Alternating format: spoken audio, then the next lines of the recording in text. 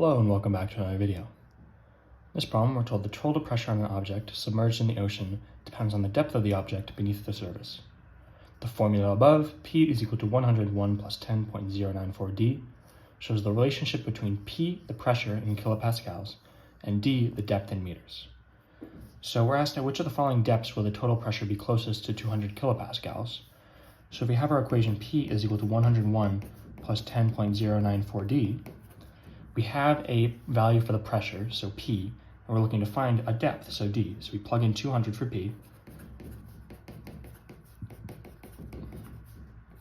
and we get 200 is equal to 101 plus 10.094 D.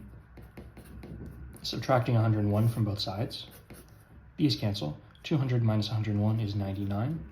That's equal to 10.094 D. Getting D on its own by dividing both sides by 10.094.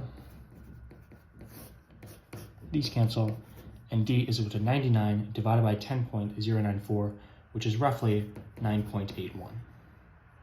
So at which of the following depths will the total pressure be closest? Well, the actual depth is 9.81 meters. And between 9 and 10, this is closer to 10, so C is going to be your final answer. As always, thank you for liking and subscribing, and I'll see you in the next video.